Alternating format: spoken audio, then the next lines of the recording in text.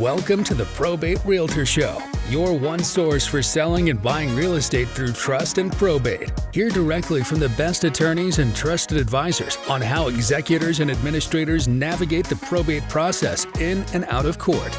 Being a personal representative or successor trustee can be a daunting task, and often beneficiaries don't have a clear plan. Let us help you make the right decision for your clients, your family, and your legacy. And now, here's your host, the probate realtor himself, Matias Baker Masucci. Welcome, everybody, to another exciting episode of our show. Today, we are talking to Josh Driskell. Josh, welcome to the show. Thank you. Happy to be here. Josh is a managing partner at Lagerlof, which is a powerhouse in the Los Angeles estate planning and probate world, if you know anything about that world. And today we're going to be talking to Josh about death and taxes, the two things Very exciting that you're sure of.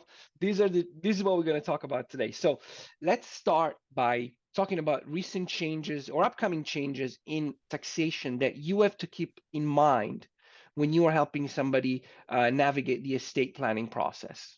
Yeah, absolutely. So right now, we're still at a good time for estate tax, right? Over the last few years, we've seen the estate tax exemption climb and climb and climb. And right now, a married couple can transfer around $26 million to their heirs, right, without paying an estate tax. And an estate tax is a big tax. It's a 40% tax on all amounts over the exemption.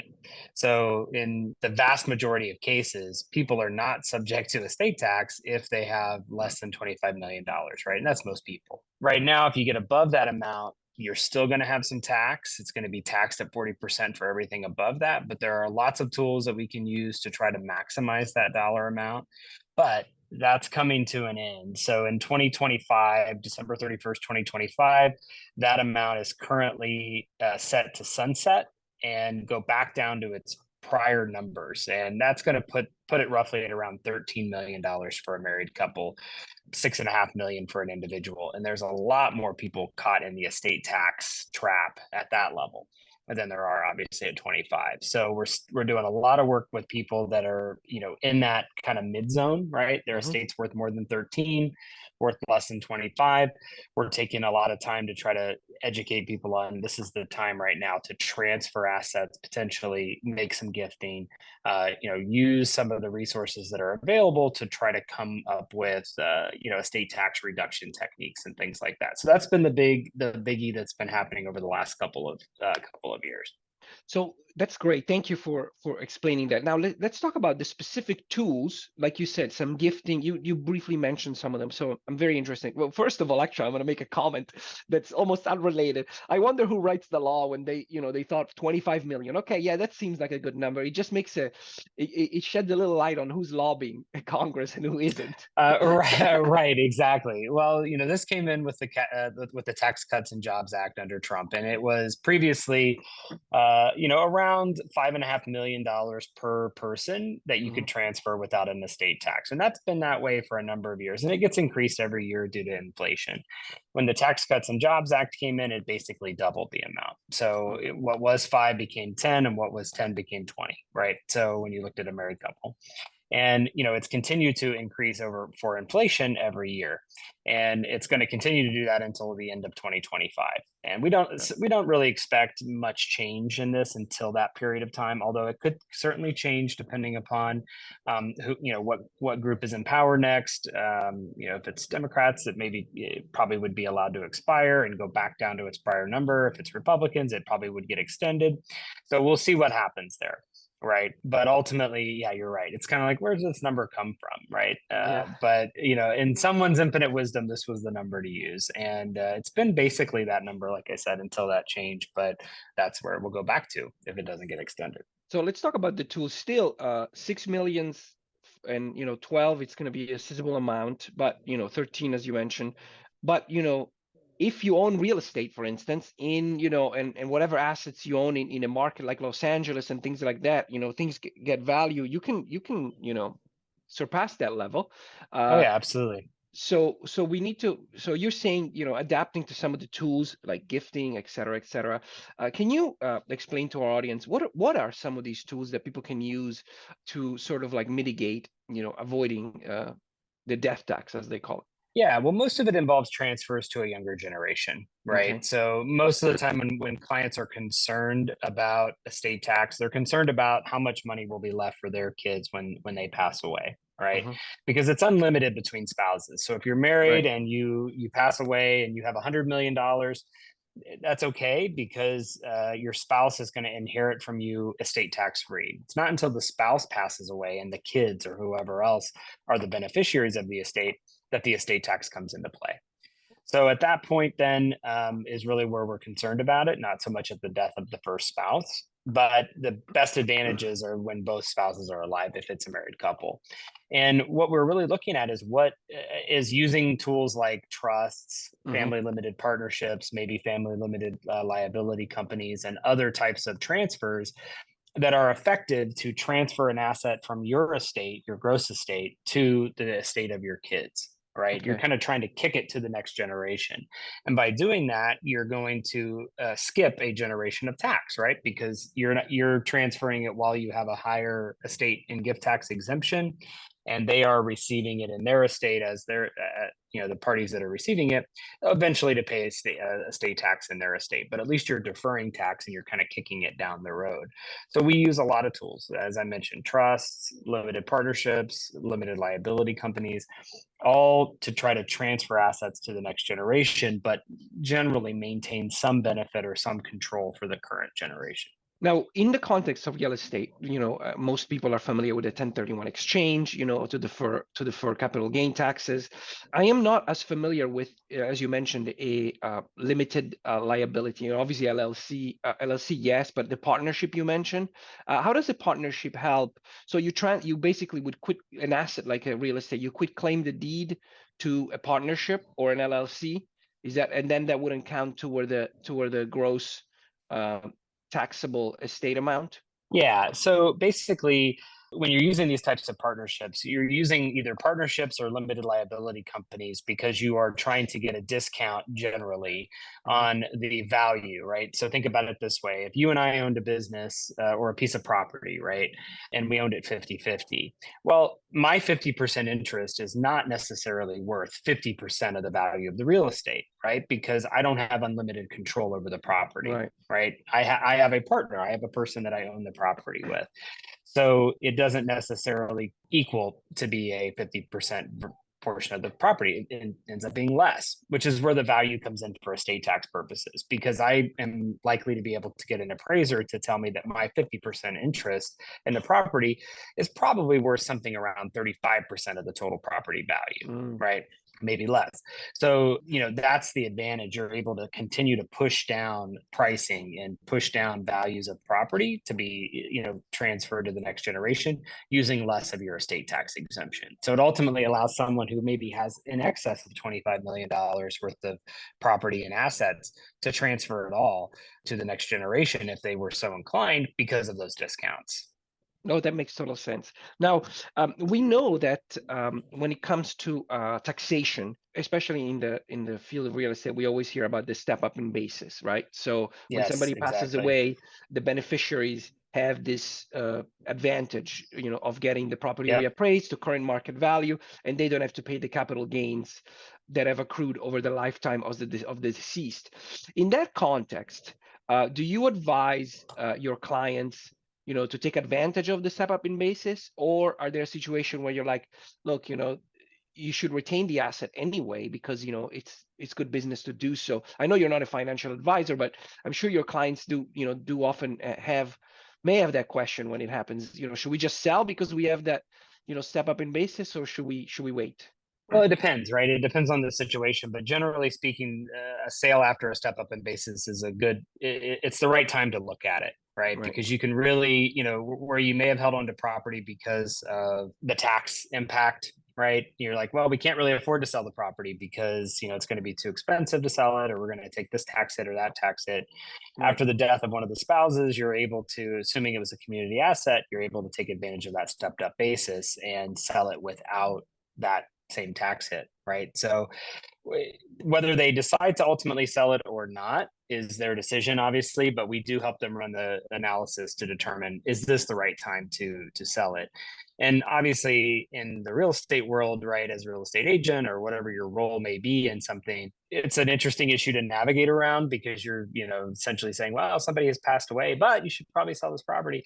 You might not feel as comfortable doing that, but it certainly is the right time to talk about it. And anywhere within that 6-month period after death is really an appropriate time to look at it, because the IRS kind of takes the position that value up to 6 months or so after date of death, the stepped up basis is essentially whatever the sales price is. So, if you were to sell a building for $3 million after someone passed away, where there was a stepped up basis involved, there would be no tax no tax on it at all, even though maybe their basis previously was $0 or $100,000 or so. Except for the fact that if somebody waits too long, so you have the time of death appraisal. So you would have, and you say you sell it at 3 years after, that doesn't mean you have to, you're losing the step up in basis, but you would also paying, if there is any appreciation of that 3-year period, you would be paying capital gain taxes on that appreciation, correct? Yes, that's exactly right. That makes sense. Now, let me ask you something about charitable contributions and estate planning. How can it be used to maximize, to essentially be, efficiently when it comes to taxes?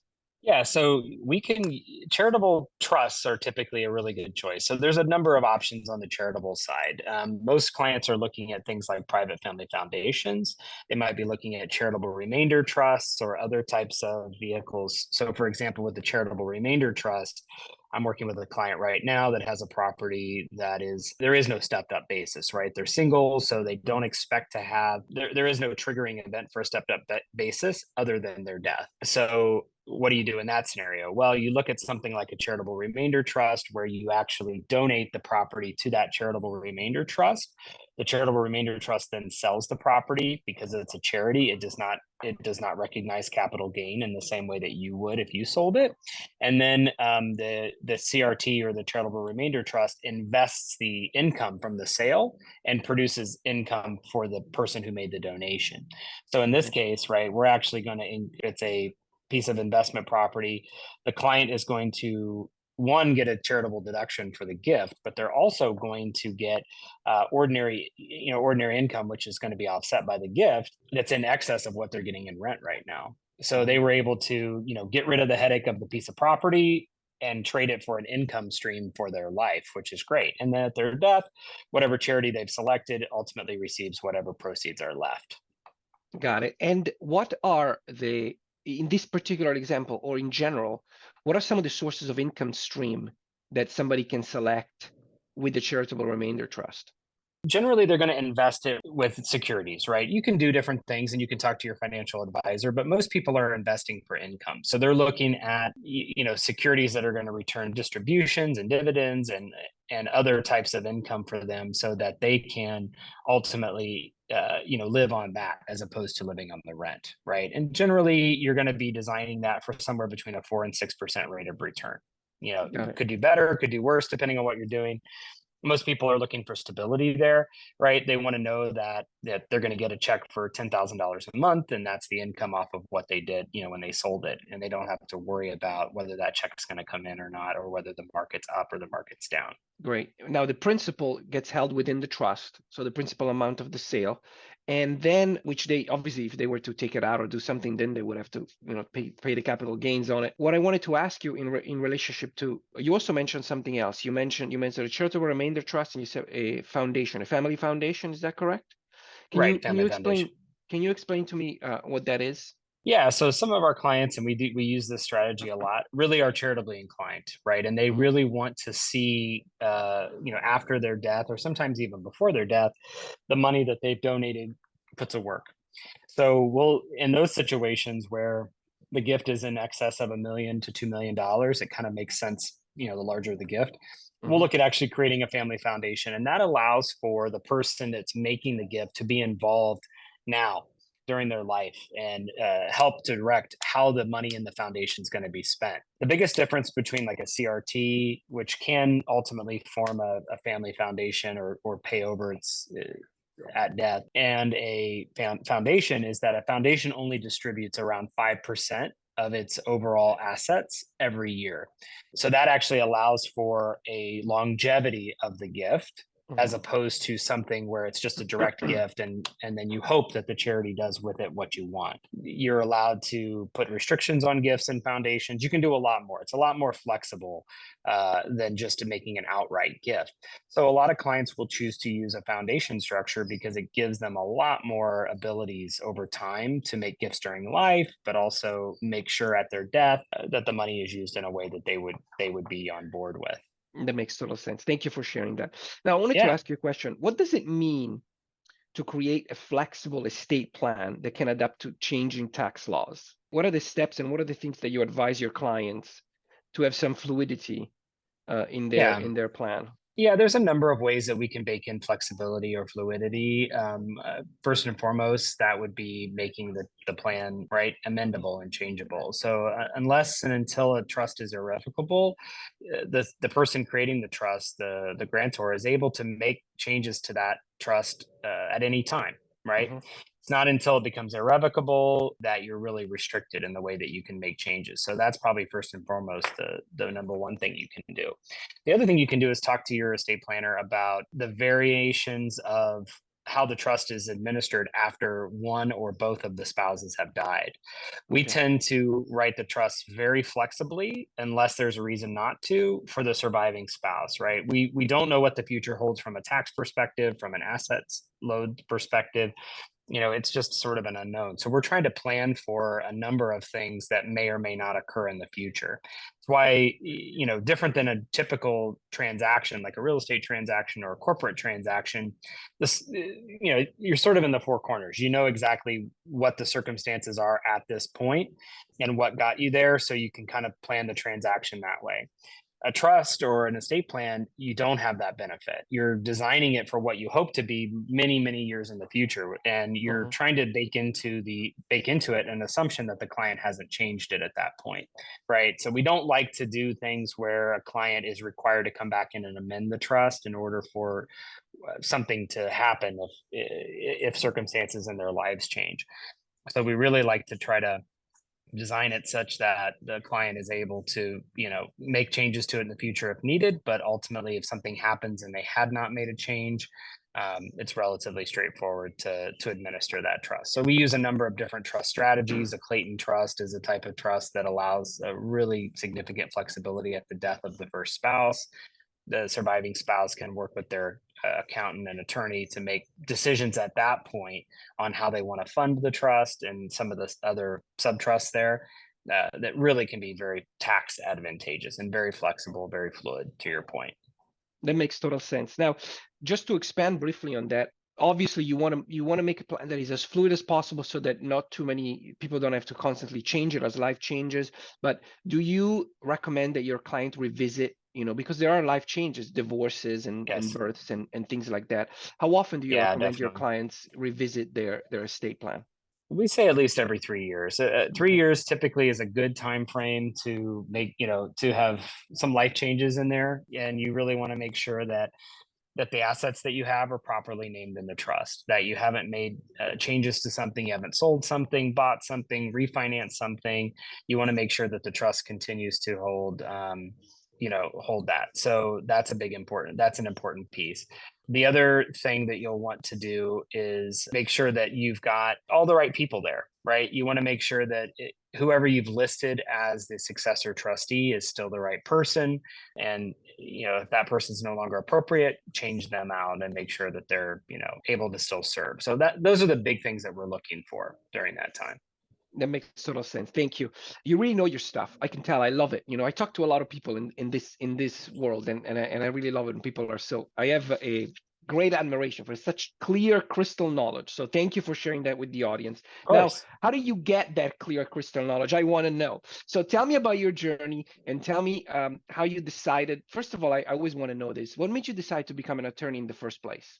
That's a great question. So I was actually working in corporate and doing corporate role that was kind of quasi legal. And I thought, okay, well, my next role, if I'm going to keep going and keep growing and all of that stuff, I've got to go to law school and go that route. So I started to do that, started going to law school, and ultimately just really liked what I was doing, found it really great. The opportunity arose to join a law firm and not go in the corporate route, which I took.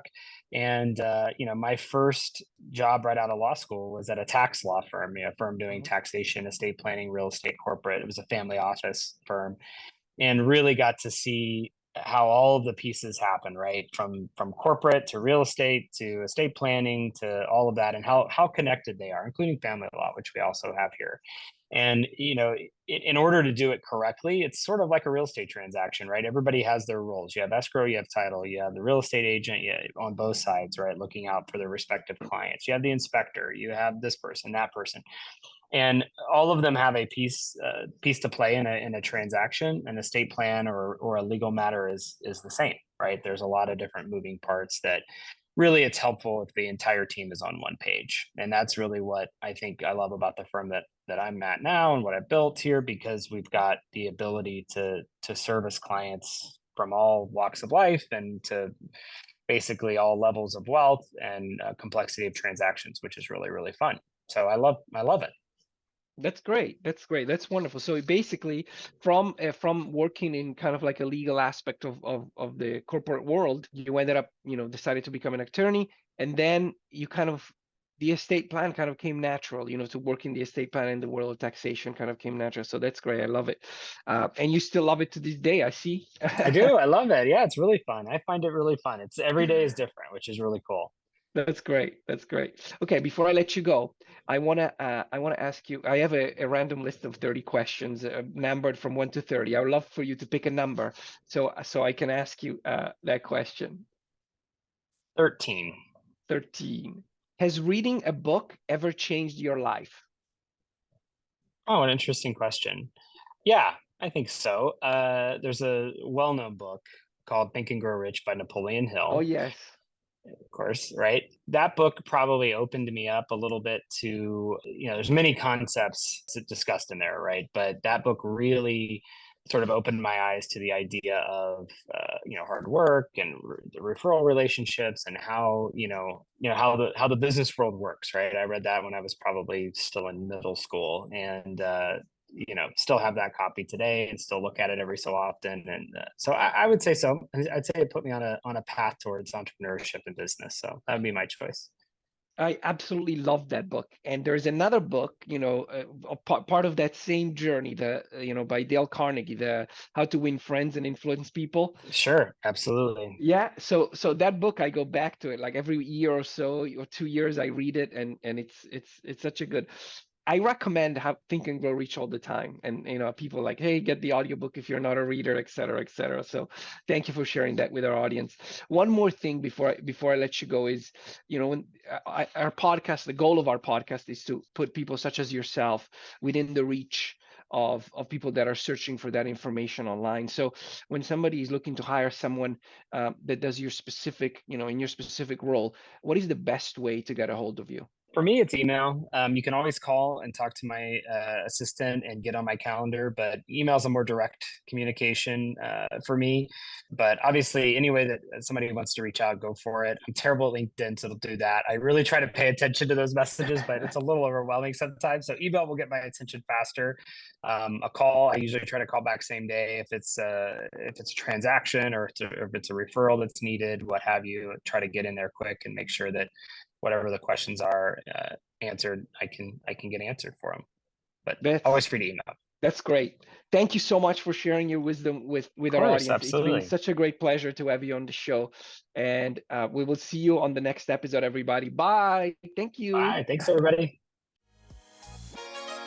Thank you for listening to the Probate Realtor Show. Find more episodes and interact with us at probaterealtor.la. That's probaterealtor.la. Listen, ask questions, and get results. Don't forget to like and subscribe. The probate realtor Matias Baker Masucci is a licensed real estate broker in California, DRE number 020547763. Any legal information provided is for informational purposes only and not for the purpose of providing legal advice. Contact an attorney to obtain advice with respect to any particular legal issue or problem. We make no guarantees as to the accuracy of any information. Thank you again for listening, and we'll see you in the next episode.